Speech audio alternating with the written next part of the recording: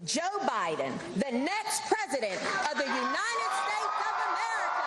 اپنی پہلی انتخابی ریلی سے خطاب میں سابق امریکی نائب صدر نے اس بارے میں واضح اشارہ دیا کہ وہ صدر ٹرمپ کی بقول ان کے منقسم مزاج صدارت کو ہدف تنقید بنائیں گے۔ ہمیں ان کو بتانا پڑے گا ہم کون ہیں۔ ہم خیال ڈیموکریٹ اور آزاد حلقوں کو ڈر کے بجائے امید اور تقسیم کے بجائے اتحاد اور سب سے بڑھ کر جھوٹ پر سچ کو ترجیح دینا ہوگی۔ میرے خیال میں جو بائیڈن ہی تجربہ کار شخصیت ہیں اور میرے خیال میں وہ ایماندار اور اچھے شخص ہیں اور میرے لیے یہ سب سے متاثر کن بات ہے۔ صدر ٹرمپ بھی انتخابی مہم میں مصروف ہیں۔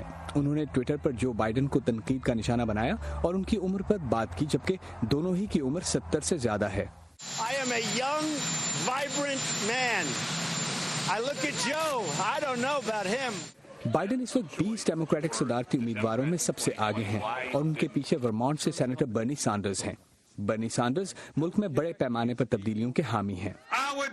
ہمارا کام محض وائٹ ہاؤس تک پہنچنا ہی نہیں بلکہ معیشت کی سمت میں تبدیلی اور اس ملک کے انداز حکومت کو بدلنا ہے۔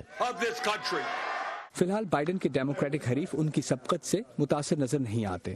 انتخابی میدان وسیع اور کھلا ہے اور بائیڈن کے حوالے سے ابھی یہ بالکل شروع کے دن ہیں اور سروے زیادہ اہمیت نہیں رکھتے۔ البتہ بائیڈن کا نام جانا پہچانا ہے اور ان کے لیے کچھ پسندیدگی موجود ہے۔